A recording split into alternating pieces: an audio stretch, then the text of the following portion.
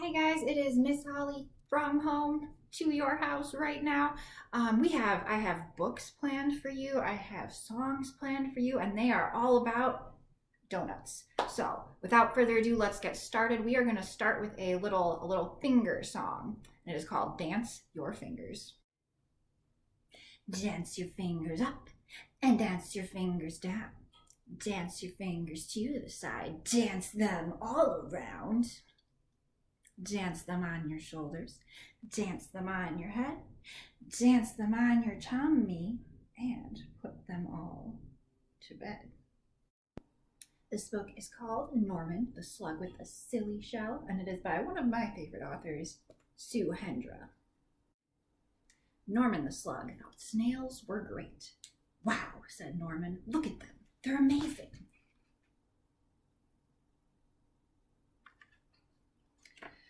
But unfortunately, the snails didn't think Norman was great. Whee! Crash! Norman, you silly slug, they cried. You've spoiled our fun. This only works if you've got a shell.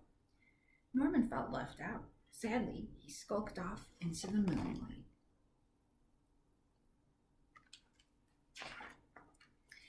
If only I had a shell of my own, he sighed, looking at his reflection.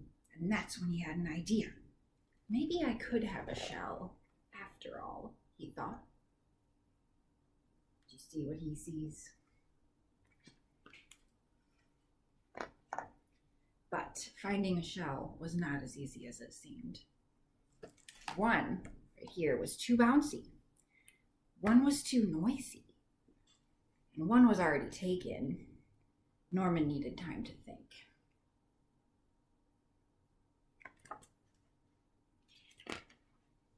Ta-da! A shell. It was perfect. Norman had never been happier. He could join the snails at last. Norman loved being a snail, and the snails loved Norman's silly shell. Look at him right there.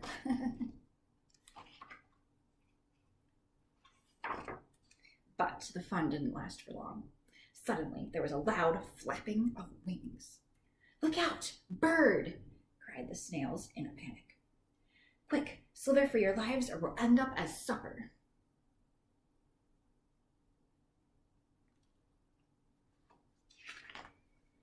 But the bird was more interested in Norman's silly shell, since it looked delicious. Norman was being carried up, and away, higher and higher into the sky. What could he do?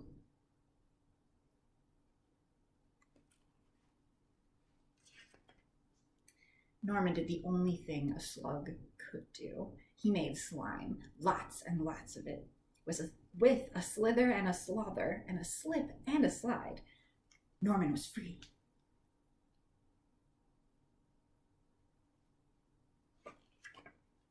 But he was falling faster and faster and faster until... plunk. Norman, are you okay? Asked the other snails. Wow, said Norman. That was great. I love flying. If only I had wings.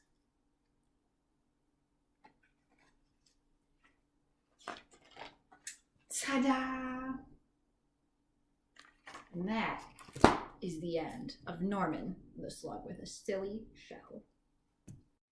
So we are going to sing a song, and this song is called Five Little Donuts, and it goes to the tune of Five Little Monkeys Jumping on the Bed, that song. You know what? And I'm gonna have my friend Norman, if you remember from the book, Norman's gonna sing with me. Five little donuts jumping on the bed. One fell off and bumped his head. Norman called the doctor, and the doctor said, no more donuts jumping on the bed. How many do we have now? 4 little donuts jumping on the bed. One fell off and knocked his head. Norman called the doctor, and the doctor said, no more donuts jumping on the bed. There's 3 more. 3 little donuts jumping on the bed. One fell off, knocked its head. Norman called the doctor, and the doctor said, No more donuts jumping on the bed. 2 donuts. 2 little donuts jumping on the bed. 1 fell off. Oh gosh. Just 1 fell off and bopped his head. Norman called the doctor, and the doctor said, no more donuts jumping on the bed. So we have that one donut left. 1 little donut jumping on the bed. That donut fell off, bumped his head. Norman called the doctor, and the doctor said, no more donuts jumping on the bed. And there are none left that are jumping on the bed. So this one here, it's a bit of a mystery. It is called The Case of the Missing Donut. And it was written by Allison McGee and illustrated by Isabel Roxas. Donuts. How the sheriff loved them.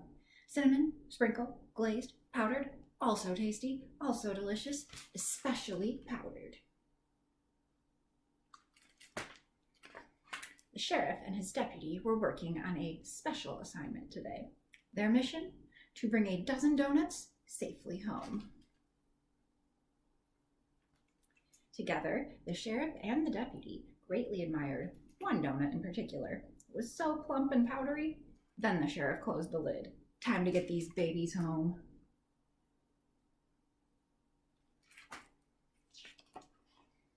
It was a big job.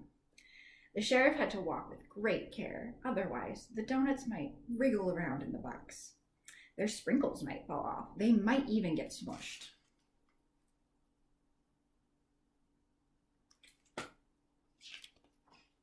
Who knew what might be going on inside the box at this very moment?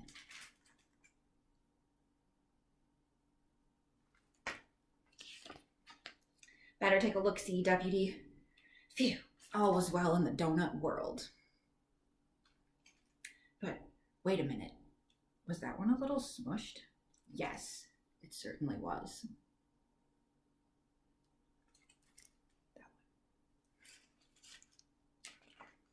This would not do. The sheriff decided to even it up. Still not perfect. Maybe a little more, and just a teeny little more. What's he doing, guys? Is he eating it? Uh-oh! Donut down! The sheriff had only been trying to make a good thing better, but now look what happened. A donut had disappeared. The whereabouts were unknown, and the evidence was gone. Right, deputy? There were still so many donuts left. No one would ever have to know that a donut crime had been committed.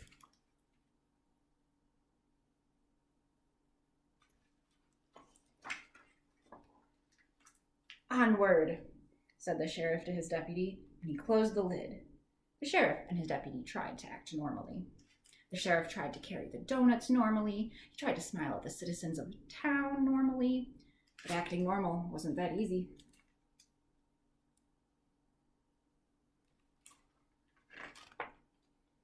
Why, hello, Sheriff, said Miss Flaherty. How was that donut? The sheriff froze.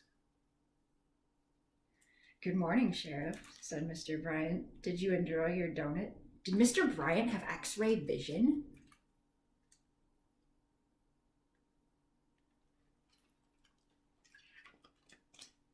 Just then the sheriff saw his friend Kareem.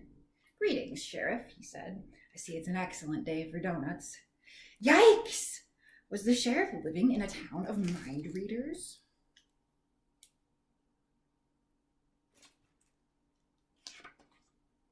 Destination, home, and in they went.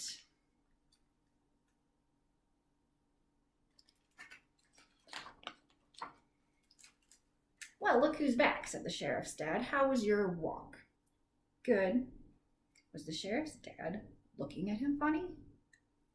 Did anything interesting happen? Said the sheriff's mom. No. Was the sheriff's mom looking at him funny?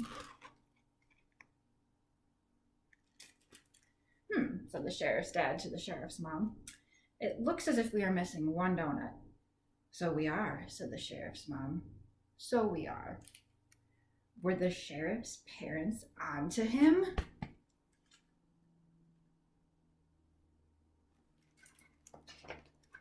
Sheriff, would you happen to have any information about this case? It was no use trying to get away with crime in this town, especially when you were the sheriff.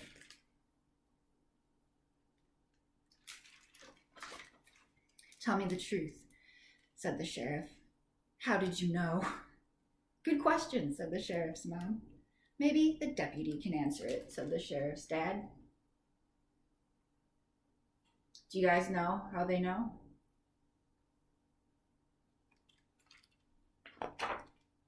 The sheriff looked at the deputy looked at the sheriff, and they both looked in the mirror. Case closed. He's got powdered sugar all over his face, and that is the end of the case of the missing donut. All right, so this song, it goes to the tune of Bingo, like B-I-N-G-O, that song. We're gonna do that, but it's gonna be about donuts instead. I know a treat that has a hole, and it is very tasty. D-O-N-U-T, D-O-N-U-T, D-O-N-U-T, save a bite for me. Chomp. Norman is eating the donuts. We'll do one more round. I know a treat that has a hole and is very tasty. D-O-N-U-T, D-O-N-U-T, D-O-N-U-T, just save a bite for me. Chop. Norman's saving no bites for me. It's pretty rude. The Great Donut Parade by Rebecca Bond. The Great Parade began with a donut that Billy had tied to his belt with a string. The donut brought Hen with a cluck, cluck, cluck. She fancied herself a crumb of this thing. And then came Cat, all quiet and slinky. And now Big Dog with a bounce like a spring, together all racing and chasing one donut that Billy had tied to his belt with a string.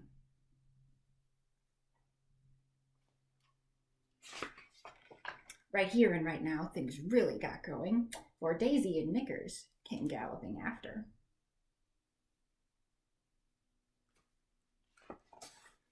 And that brought the rest of the cast of the play all jumbled and tumbled with snorfles of laughter.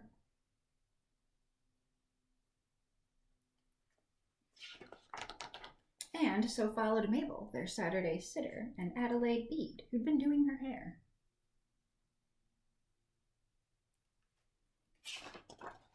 And a whole bunch of runners who saw all this running and figured the race they were running went there.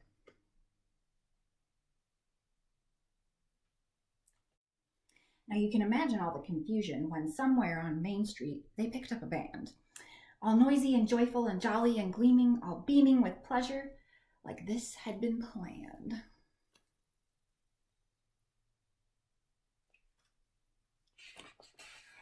And soon there came others, waiters and diners, porters with luggage, mailmen with mail, bricklayers, horn players, painters and masons, a heavy dirt digger, a covey of a quail.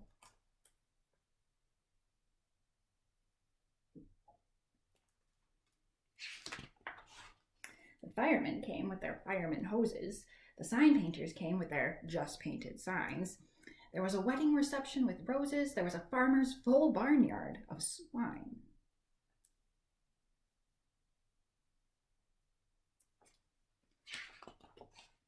And there were some things you just never saw there. Cloud catchers came with the clouds they had caught. Citizens came from the pages of history. Little May Pinker brought things she had thought.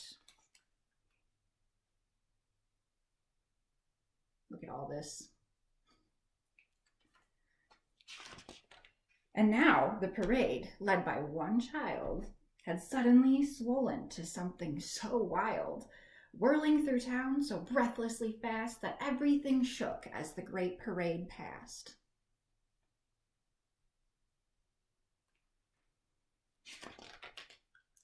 Which would have been fine, the little town stood, but for the parade, it didn't look good. Just when their energy couldn't be topped, Right in front, small Billy just stopped.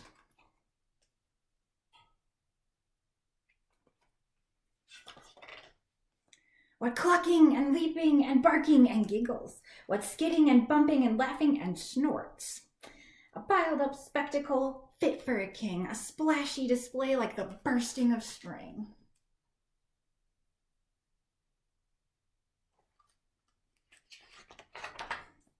You never quite think of the marvelous things that happen when donuts are tied up with strings. And then, with one glance, small Billy departed, leaving behind this great gala he'd started.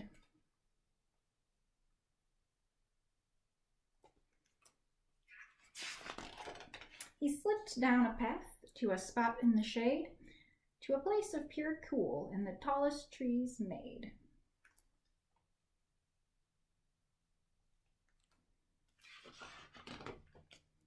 And all afternoon, as the bay bluely gleamed, this Billy set sail and happily dreamed.